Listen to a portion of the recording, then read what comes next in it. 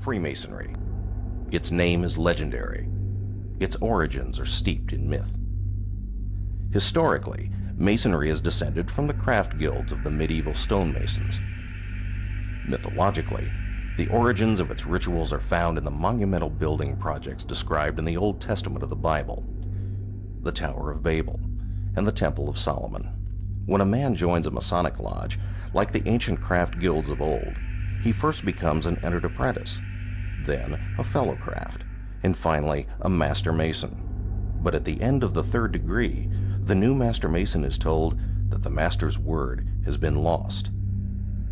There is a place and time for the master mason to discover that lost word.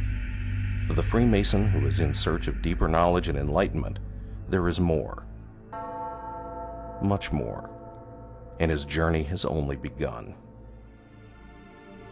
It is generally believed that the city of York in the north of England is the origin of what became modern Freemasonry. The first guilds of stonemasons were organized here, possibly as early as 600 A.D. King Athelstan, Alfred the Great's grandson and the acknowledged first king of all England, chartered the first Grand Lodge of Masons at York over 1,000 years ago, in 926 A.D. From that day to this, York has been revered as a place of origin of the Freemasonry we practice today.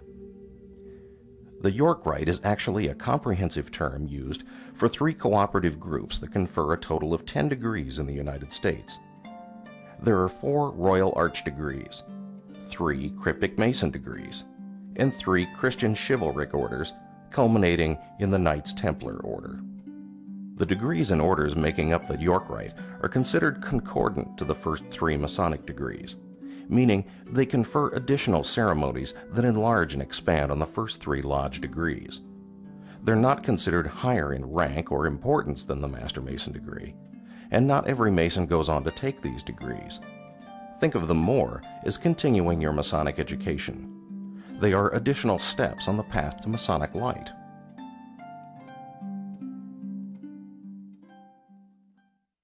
The 4 degrees of the Royal Arch are the first steps within the York Rite. Since the dawn of civilization, it has been man's desire to make his mark upon the world, to leave something lasting and permanent, for a part of him to survive long after he is gone. As societies began to construct grander and more elaborate buildings, workmen who labored long and anonymously on these structures left behind their own small signature, the tiniest record of their own individual role in raising monuments that have stood for centuries. When the great cathedrals and castles of the Middle Ages were constructed in Europe, the stonemasons who labored upon them left the same kind of record of their own workmanship behind. These tiny symbols are known as Mason's marks. This is a part of the first York Rite degree, the Marked Master, and it concerns the workmen building King Solomon's temple. The degree of Marked Master teaches the candidate the value of workmanship, honesty, and charity. Like the old stonemasons, every modern Marked Master devises his own individual Mason's mark that each chapter keeps on file in a book of marks. The Marked Master degree is followed by the Past Master and Most Excellent Master degrees. The culmination of Royal Arch Masonry is the Royal Arch degree. Not long after the building of King Solomon's temple, Jerusalem fell into chaos. The people turned away from their ancient faith, and pagans and invaders destroyed the magnificent temple. The people of Jerusalem were taken out of Israel to Babylon, where they suffered years of captivity. When they at last returned to their city, the rubble of the old temple was cleared away, and a new one was erected on the same site. The story of the Royal Arch degree occurs after the destruction of Solomon's temple, beginning with the discovery of a hidden crypt under the ruins, and the search for secrets that had been lost to mankind.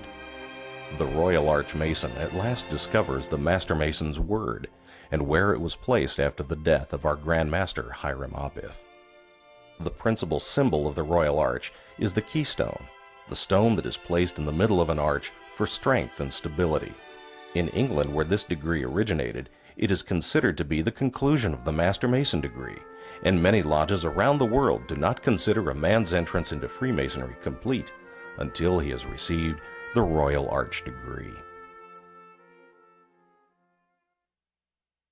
The next step in the York Rite journey is cryptic masonry. The Council of Royal and Select Masters, or Cryptic Council, confers 3 degrees. The Royal Master and Select Master degrees in particular are based upon the legend of Enoch the Patriarch, the great-grandfather of Noah. Enoch excavated 9 underground vaults, or crypts, one below the other, beneath Mount Moriah in Jerusalem, where Solomon's temple was eventually constructed. Each vault contained secrets, and at the bottom of the 9th vault was the greatest secret of all, the sacred, ineffable, unspeakable name of God. The Cryptic Rite presents 3 degrees. The Royal Master degree returns to the days before Solomon's temple was completed. Here the candidate will walk with Hiram Abiff, Grand Architect of the temple, and his successor, Adoniram, and learn a lesson of mortality. The Select Master degree partially concerns the deposit of the secrets of the temple into their hidden location in the crypt.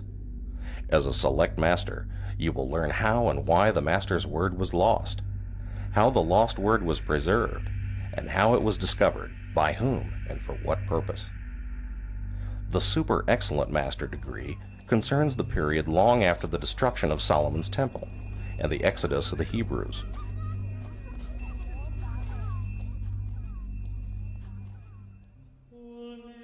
In 1118, the King of Jerusalem, Baldwin II, organized the Poor Fellow Soldiers of Christ and the Temple of Solomon to protect the Christian pilgrims throughout the Holy Land.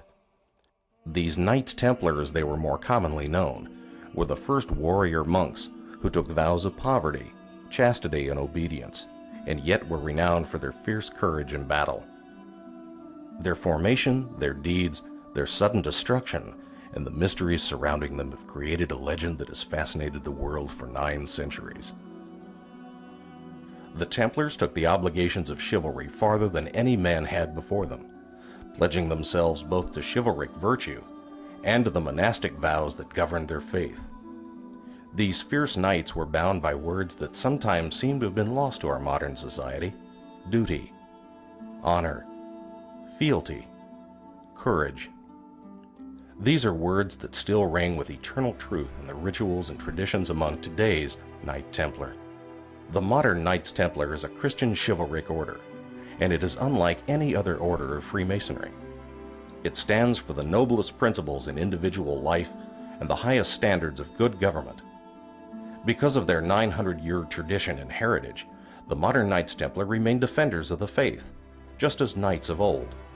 And it is the only branch of Freemasonry that requires a Mason to be a Christian, or to agree to defend the Christian faith. In keeping with the methods of chivalry, the Knights Templar do not confer degrees.